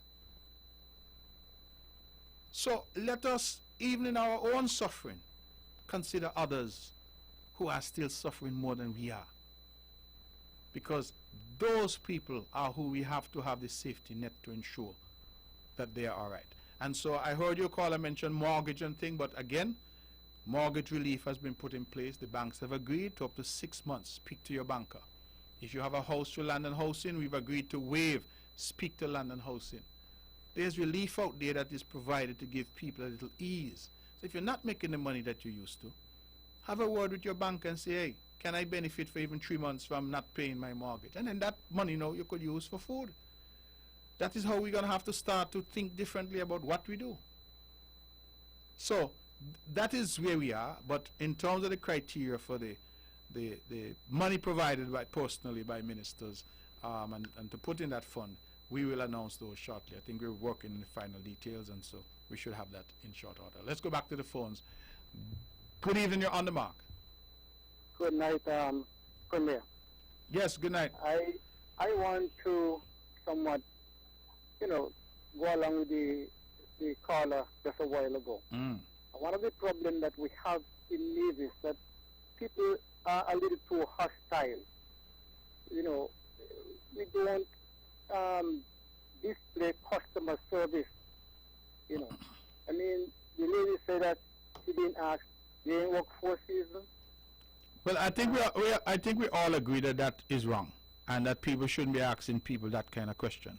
Yes. We all agree on that. Because, well, we had this situation with the bread being given out in Nevis. And I saw the bread, one of the bus was going around, and I went to the bus to get a bread. And the person who was giving out the bread said, no, you can't get none. You live in Zion, there's a bus over there giving out. And up to this day, I didn't get a bread. And this type of thing that we go through, because people operate in this kind of a, hostile way. And we need some training, customer service training, that people be more courteous, people be more, genuine to speak to people in a nice way, and things will go down much better. Okay. Well, I'm not going to argue with you on that. I agree with you. I think that, they always say that a gentle word turns away wrath. And sometimes if you answer people properly, I see people even get themselves in trouble with the police. The police stop them for whatever reason. Their first instinct is to cuss the police and think you end up getting locked up when you didn't need to.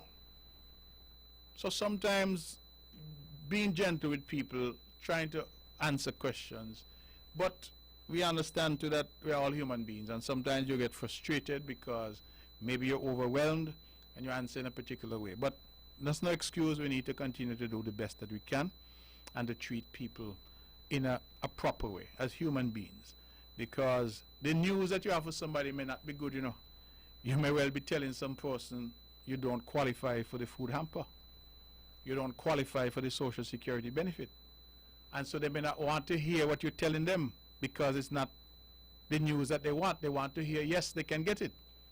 But if you explain it to them, in my experience, people, even when they get bad news, if you explain it to them and you explain it to them in a way that they can understand, they say thank you. They may not be happy about it, but at least they understand.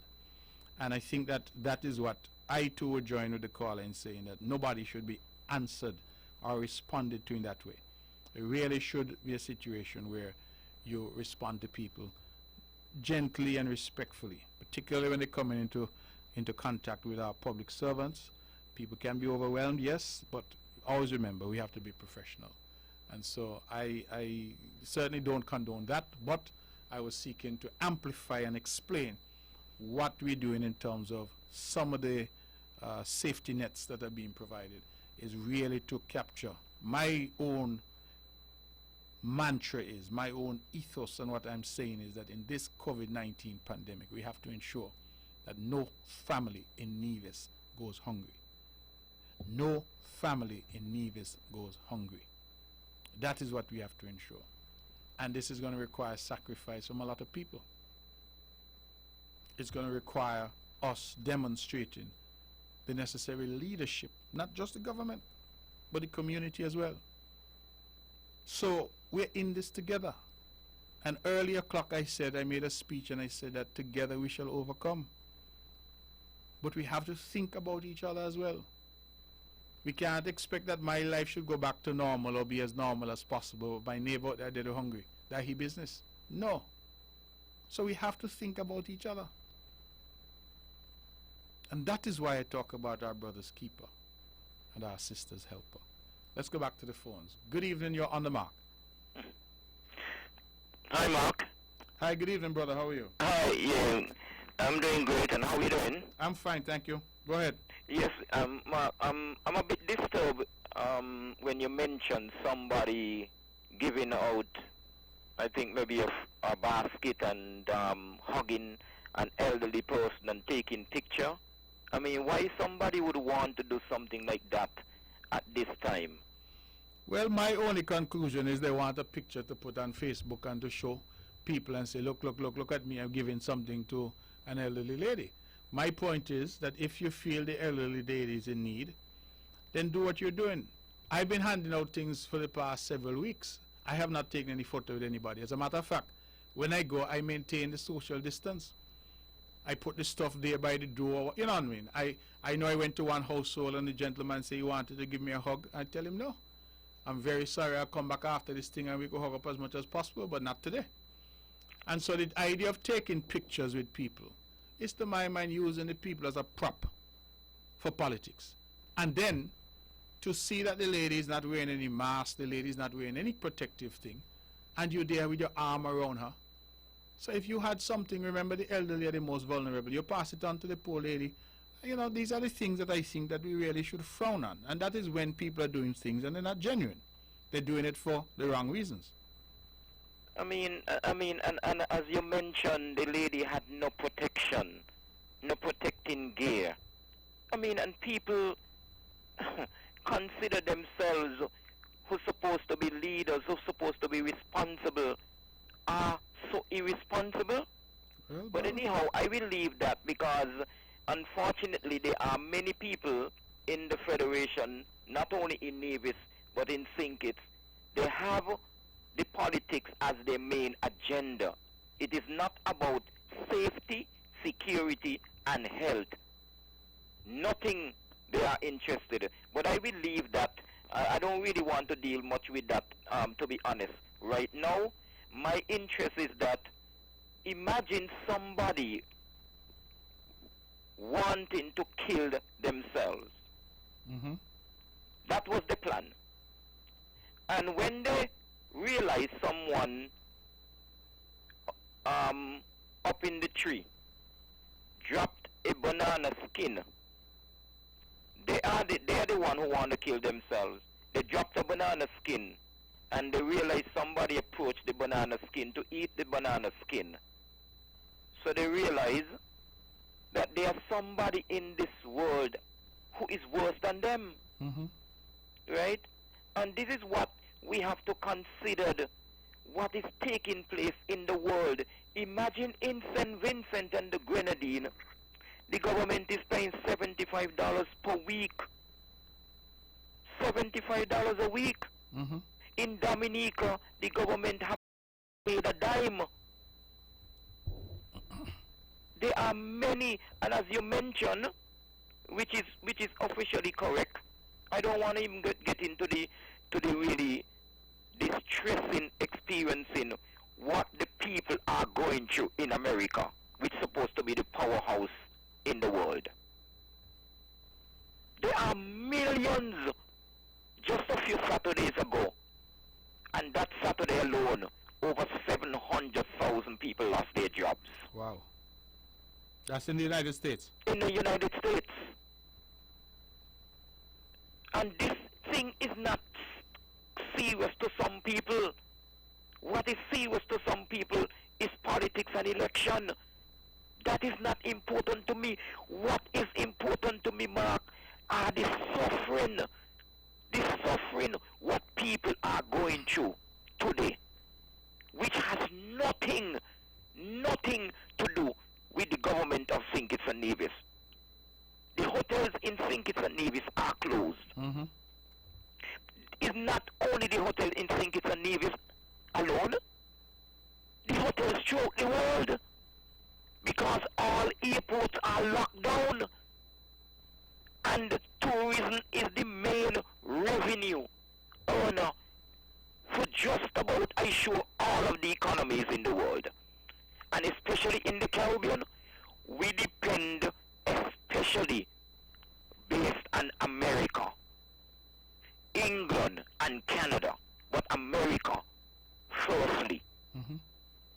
And unfortunately, we have a local economy, we have a regional economy, and we have a global economy.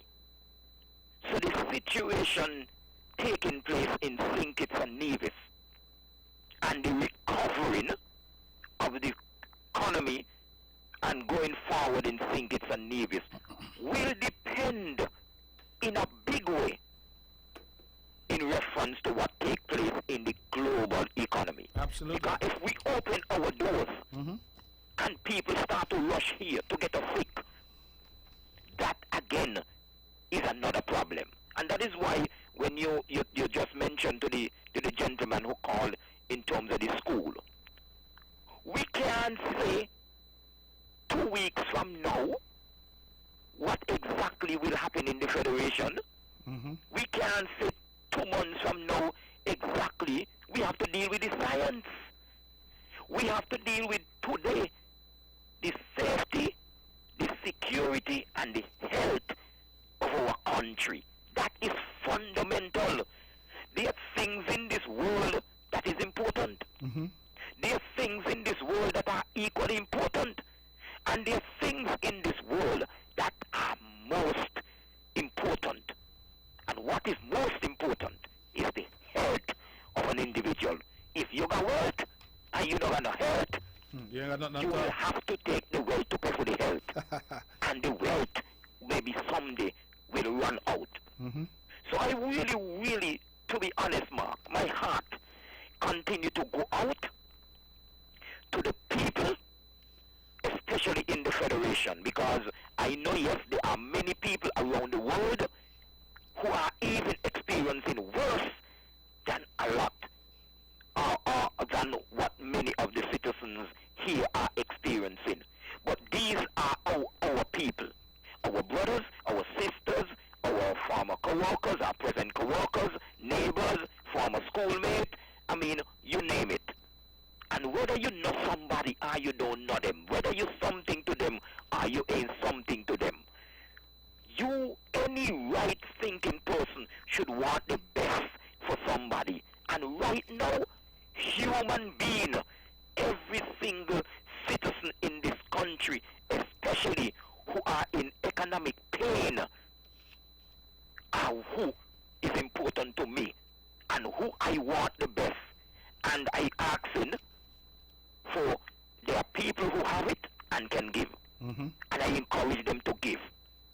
Whether some could give a lot, some could give little, some could give a little more. Whatever they can give, whether it's a word of encouragement, whether it's a word of advice, whatever you can do to help our brothers and sisters, our citizens, because, Mark, it could have been the other way around. Mm-hmm. You may be in a good position. You could have been the one not in a good position and want and wait and hoping that somebody will be there for you, will stand out and help you, your family. So, I mean, I am so disturbed, to be honest, in terms of what I have heard over the last few months.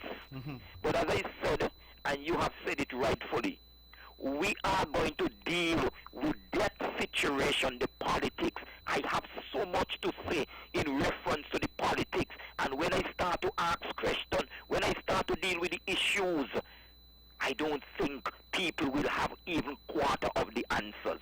But I leave that. This is a war which we are fighting. The world is fighting the war. Many have lost their lives. Over 200,000 people have lost their lives. And unfortunately, in America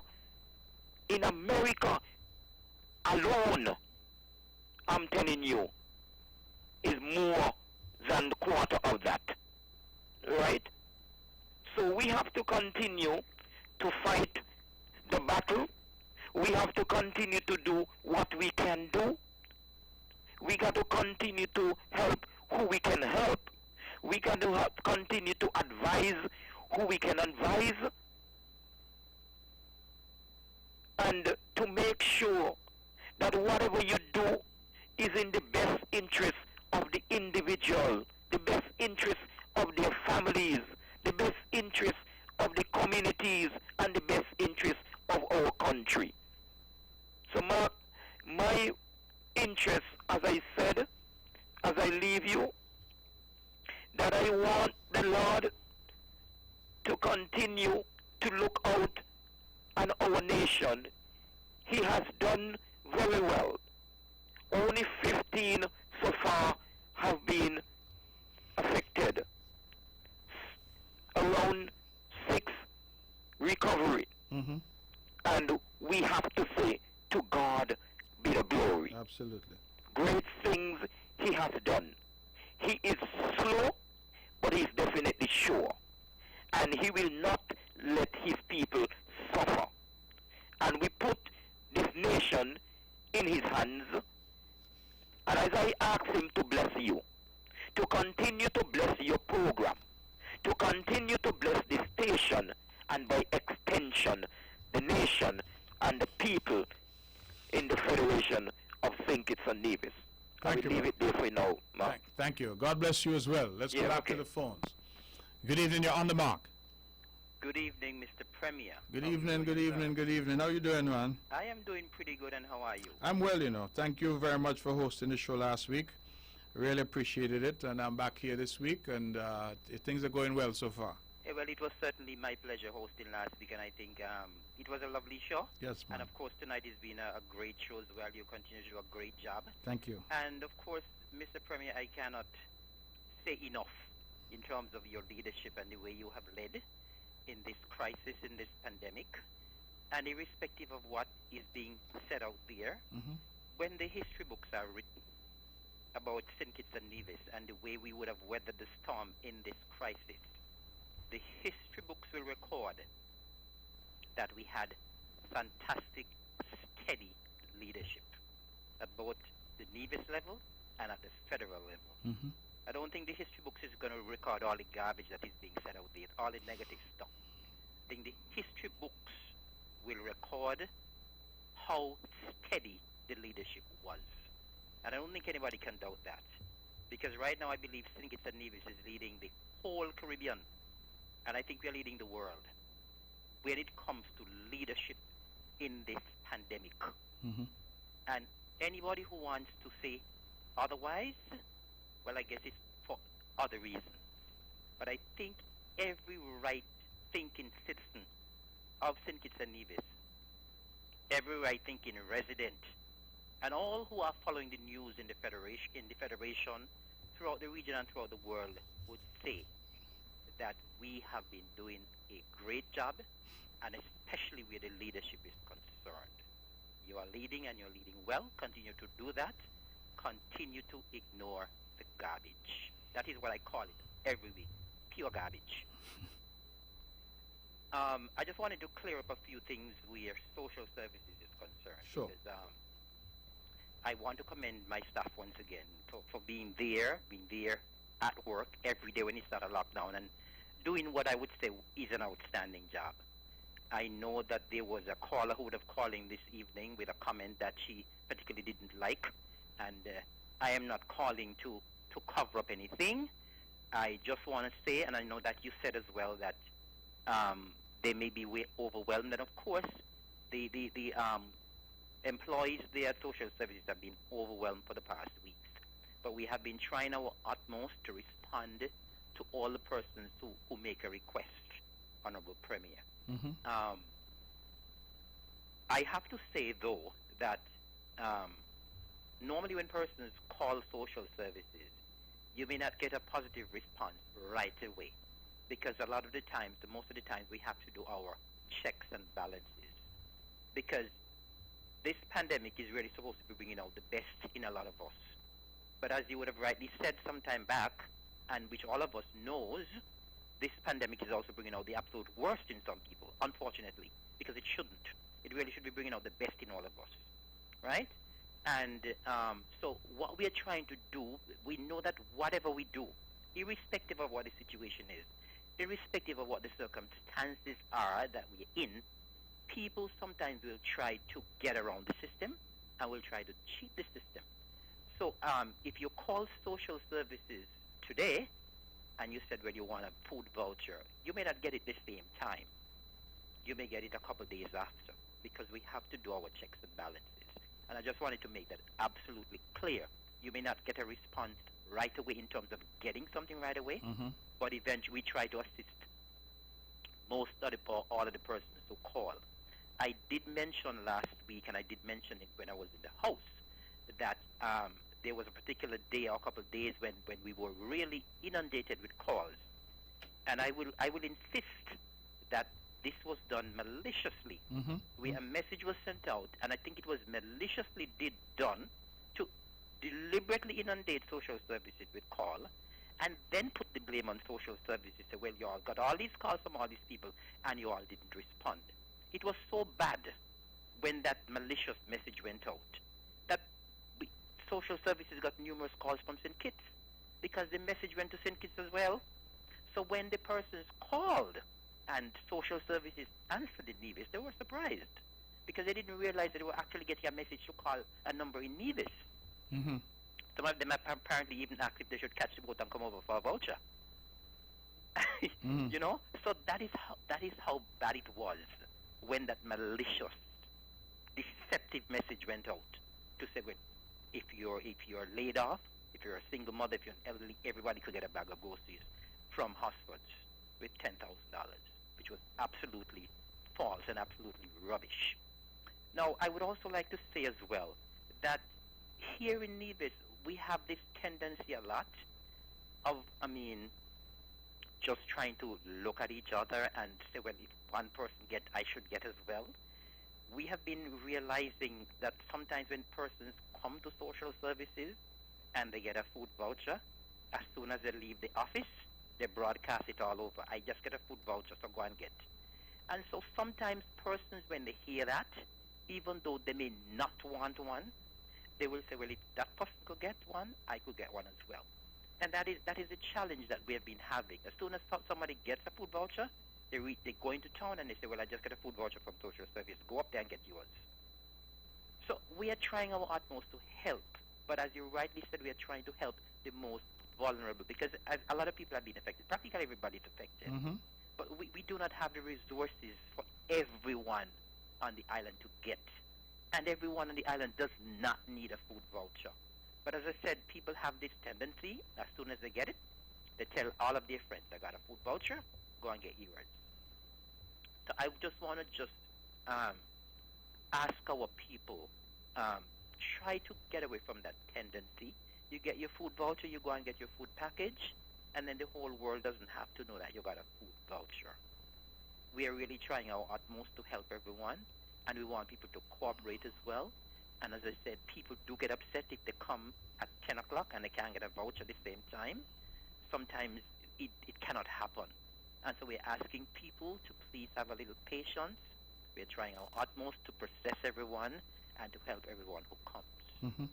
And I just want to say once again, I really commend the workers here at social services. They've been really doing yeoman service.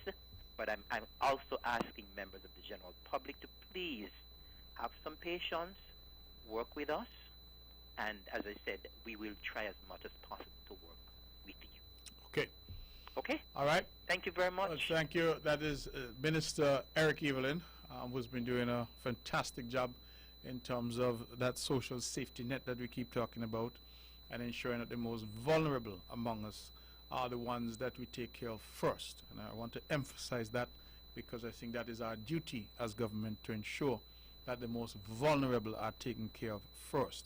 And those are the people who, having no income, they have no job, they are living in circumstances that are not the best, and we try to reach out to those first. And it is difficult, but the good people in social services, led by Eric Evelyn, are the ones who really deal with that day to day. And I thank him for his service, and I thank the workers there for their service as well, from the permanent secretary on down. Let's go back to the phones. No, we don't have a caller. So callers, we have about 20 minutes left. 869-469-1616, 869-469-1700. Just to remind, because I know people sometimes join the show a little late, that we have gotten a good shipment of fish pot wire. The government has made a commitment that fishers would get the first roll free, and rolls thereafter at 50% off. And so I'm told that the distribution is being handled through maritime, and through agriculture, and that starts Friday. And so people are asked to take advantage of that. That again is a tangible demonstration of commitments that we've made, and commitments obviously that we intend to keep. While I'm talking about commitments, and I'm going to touch on the politics a little bit, not to be political overly, but everybody knows that we had a by-election in St. Thomas's after Mr. Perry resigned midstream, and that by-election was contested by the CCM and the NRP. The NRP brought a new candidate, Mrs. Cleone Stapleton Simmons, and the CCM brought a candidate, Mr. Keith Scarborough, MBE. And when the dust was settled, the NRP had won that seat, a seat that they have always won, and a seat they therefore continue to win. It is perhaps the only seat in Nevis that is referred to, I know, by them as a safe seat. I indicated when we were doing our house-to-house campaigning, many of the youths, they approached us about the state of the facilities, the sporting facilities. And I was very pleased to tell them that we already had activated a plan to deal with the basketball courts and netball courts, and in fact the field there in Cotton Ground, basketball courts and netball courts throughout the parish of St. Thomas's and Jessop's in Cotton Ground, as the case may be. And I'm very happy recently to have seen some beautiful photos of the courts in Cotton Ground now completed. I really want to thank again Minister Evelyn, because his ministry would have been the focal point. I want to thank the Honorable Alexis Jeffers, who was one of the champions who pushed hard to get this project done. I want to thank Keith Scarborough, who, despite the fact that he was not successful at the polls, he was one pushing really hard to get this project done. And I want to thank King Hastro and his team, because they're the ones who have the expertise with these courts. They did a fantastic job. And so I just want to thank everyone for that, and to say to the youngsters in Cotton Ground, I hope that you put the court to good use. You have one of the best basketball teams in the entire island, so I trust and hope that CG Rebels, every year they beat me at the Church Ground League that I sponsor each year, the Malcolm Gishard Memorial League. They come up and they take advantage. But the Church Ground fellas are always putting up a good fight, so that's my team up there, Brantley Massive in Church Ground. And we hope that this year, if COVID allows us, that we could resume that league. We've had good fun over the years with it. But CG Rebels are always a tough team to beat. They are certainly some of the best basketball players, and so we were happy that the rollout of that program, that part of that is now completed in Cotton Ground. And I think that people have been calling and expressing that they're very impressed with the work that they have seen. And so I would just want to thank again those who were involved in making it happen. We next move to Jessop's, and then we're going to pursue the work on the field in Cotton Ground. These are commitments that we made to the people of St. Thomas's, and commitments that we intend to keep and that we are keeping. So I just wanted to say that, because I felt very proud that despite the hardship and the difficulty, we were able to deliver the first phase on that project, and that the youngsters, not only from Cotton Ground, but those from Barnesgate are just a 6-minute walk away. Those from Cohoons, those, even from Jessups could reach over there if they like, but that whole community can benefit from those courts there at Cotton Ground. And so, again, we're very grateful that we're able to deliver that. It is quarter to the hour of 10 o'clock. We have 15 minutes left. We can take your calls on 869-469-1616 and 869-469-1700. Just to give some good news again in this ongoing fight against COVID-19, that at the top of the show, I indicated that the numbers that I had on coming to the show this evening for Nevis were that we had 2 people now in quarantine. 213 persons had been released from quarantine. We have 1 test result that is still pending. We have tested 97 persons. We have 4 positive results, none since the 7th of April, and we have had 92 negative results. Tomorrow, God willing, we will have the arrival of our students from Jamaica who have been airlifted from Jamaica courtesy of the federal government. I want to thank again the Honorable Prime Minister and the Cabinet in St. Kitts, and also the Honorable Deputy Prime Minister who has been spearheading this particular effort. We are ready in Nevis. The youngsters, when they arrive, will all be quarantined in government facilities. A word that I got tonight is that Nevis is ready for them, and the idea is, of course, that they will be in quarantine for 14 days. Some testing would have to be done as well to ensure that they are all right. Of course, they're coming from what is now being viewed as a hot spot because Jamaica has had a growing number of cases of COVID there. And so we're trying our very best to deal with that in an effective way and to ensure that these students are taken care of. I did make the point that there are other students out there as well, and that they can reach out through our missions and embassies. They can reach Foreign Affairs, or they can reach me directly. I'm available on various platforms, including Facebook, Twitter, Instagram. You can reach me on my mobile and WhatsApp. My mobile number is well known, 869-662-6003.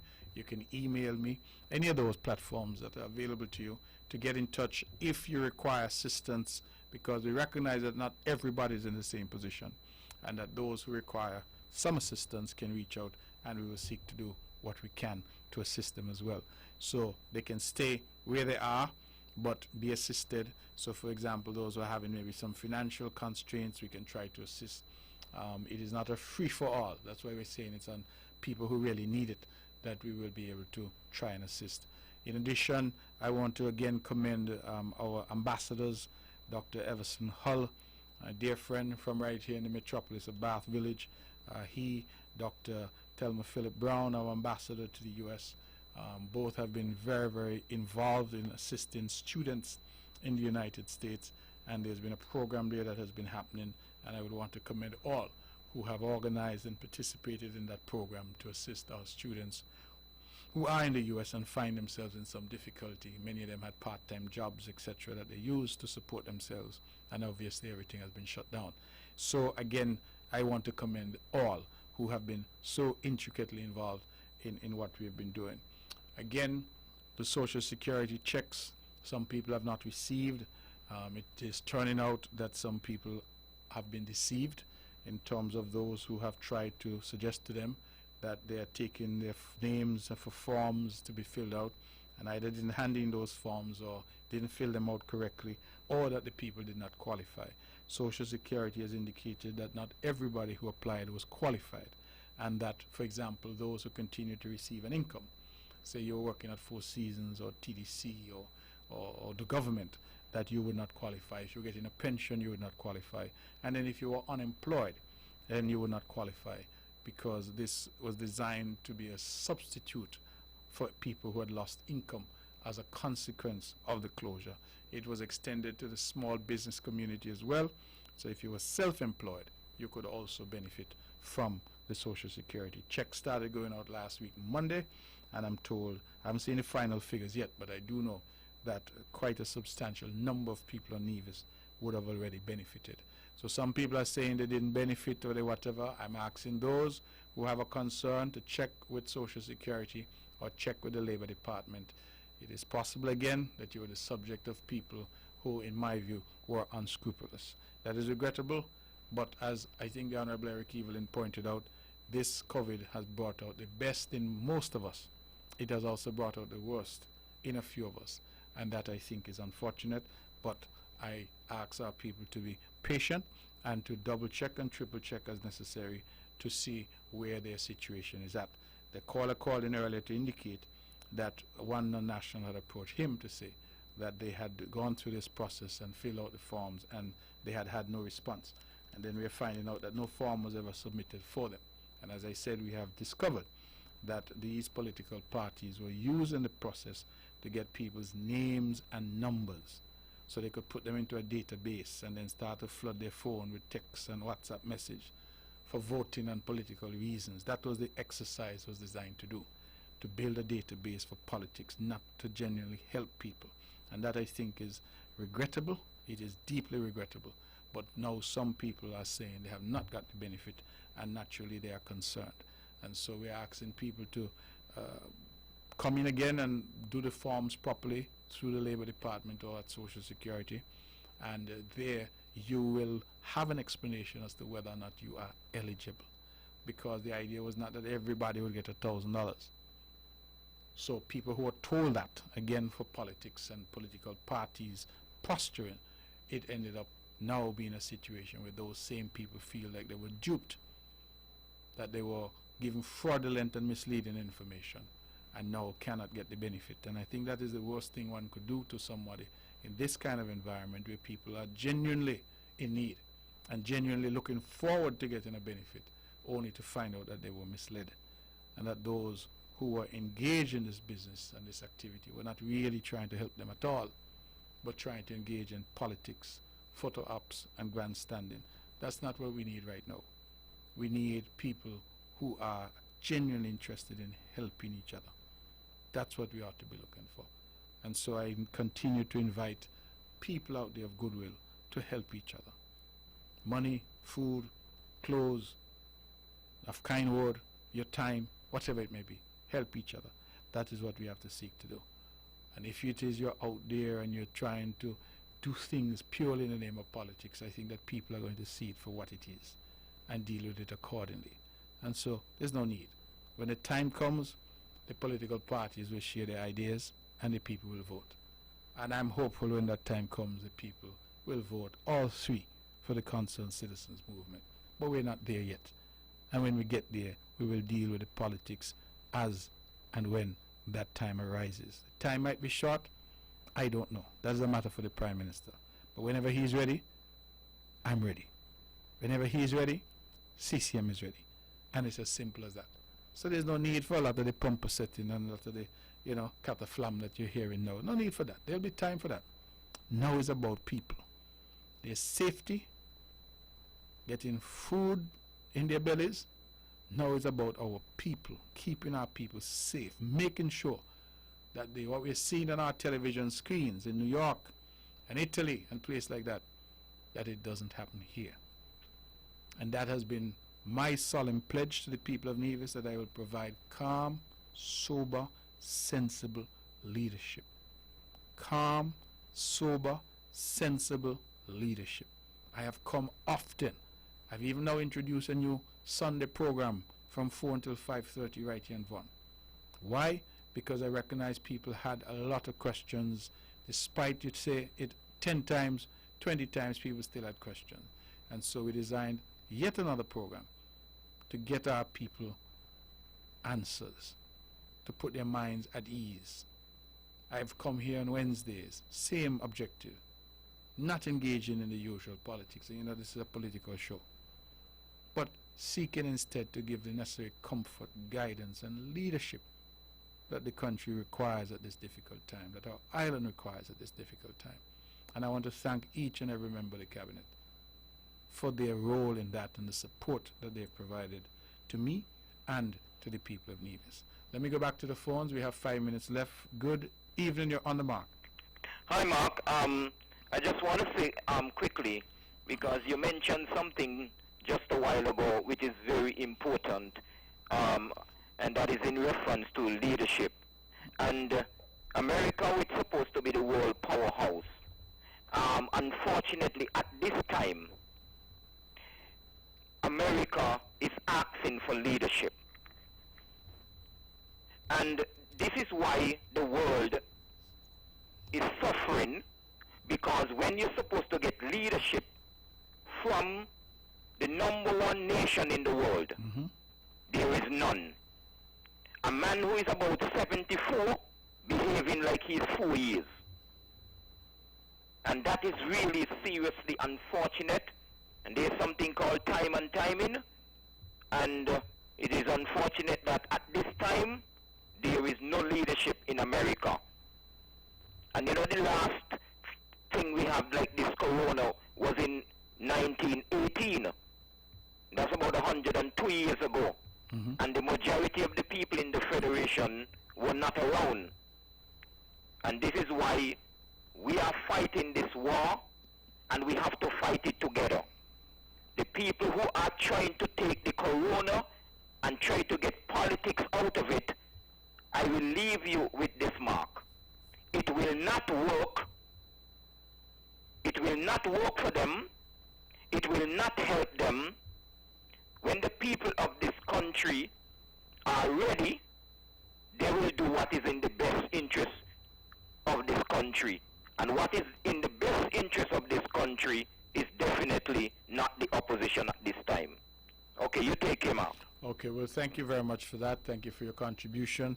I hear your very strong views expressed about the leadership in the United States. I always think that that's a matter for the United States. I think that, you know, they will decide. President Trump, whatever we may want to say about him, was elected by the people of the United States. And I always say, caller, that the voice of the people is the voice of God. That if that is who they have elected and that is who they want, and clearly they see qualities in him that they like and that they voted for. And once they have done what they needed to do, I am comfortable with that. So I really don't get into too much debate about who's doing a good job and who's leading and who's not leading, because the good people of the great United States of America voted for Donald Trump. Let me go back to the phones. Good evening, you're on the mark. Good night, Honorable Premier. How are you night? Yes, good evening to you. We only have about 2 minutes, so could you be quick? Yeah, you just say your minister calling and talk something, but I'm going to make my community stay headed. All I would like to say, blessed night to your listeners via radio and internet. And it's time now we really inform people with a proper indication of what this virus is about, and not what the media house or the World Health Organization is feeding oil as an administrative body around the world. Because if you so why don't you tell us, what is the virus really about? The virus is a man-made plan. And how you know that? It's a man-made plan. And how you know that? Well, in the concept of how all information is feeding out to our people, how could we have something that is not seen but is detrimental? Let me hear you. Cancer is not seen but is detrimental. Diabetes is not seen but is detrimental. Hypertension is not seen but is detrimental. How they are formulated, so they could be detrimental. How are they formulated? What do you mean, how are they formulated? They're diseases. You must have some kind of emphasis that they give you some kind of reaction for you to be able to know where you're being cheated on. Well, I mean, I don't, all I'm saying is that there are many diseases that are unseen, but that can have fatal consequences for people. And this COVID-19, if you say that the media is misleading people and this is man-made, well, where did you get that from? Where did you get your information from? So, okay, well, I got my source from the World Health Organization. You get your source from the people who is criminal and creating a way of dominating our human rights. So where did your source come from? My source comes from the Almighty and the ancestors. So the ancestors and the Almighty tell you is man-made? Yeah, it's man-made. Okay. I mean, I bow to the New World Order, which is your Prime Minister and the leader of the Sankitani stated is a New World Order. You said that too? You just said that on your program, Mr. Premier? That it's a New World Order? Yeah, you just said that on your program when you're talking to the general public at large? Well, I have not used that language, but I suspect what the Prime Minister was saying is that COVID has ushered in a new paradigm. There's a new framework now for us to engage with each other. We can't even... New World Order, don't try to touch up things, Mr. I'm not touching up anything. I'm saying I suspect that is what the Honorable Gentleman meant. No, that is all I'm saying. by listening carefully. Okay. That's what I could make the argument in what I stated. Me trying to dash nothing on Mr. Premier. All I'm saying, let me put the information properly on the format that we can know what we're dealing on and how we can deal with it. You all are putting things in just certain people's hands and saying, oh, civil society. Well, I would never like to ask you tonight, you know. Civil society only make up of some people. All right. Okay, well, that's a show. Next week, please call in early and you could have a long chat. This time we could have better discussion than how we're having it today, but you have a safe night. All right. Okay, blessings to you. All right, blessings to you and the family, and stay safe. All right, the band has struck up, which is 10 o'clock. That means we have to go. We thank all the callers this evening who called and were part of the show. And you could tell tonight I slipped a couple of times because I'm itching. I'm anxious to get into the politics, you know. Take out my file again. No, I'll leave it in the envelope. I'm anxious. Sir, COVID, please go away. And let CCM Big Blue Machine come to play. That's our show. Good evening. Have a good night. God bless you. Stay safe. And this is rebroadcast tomorrow at 1 p.m. right here on Vaughan Radio.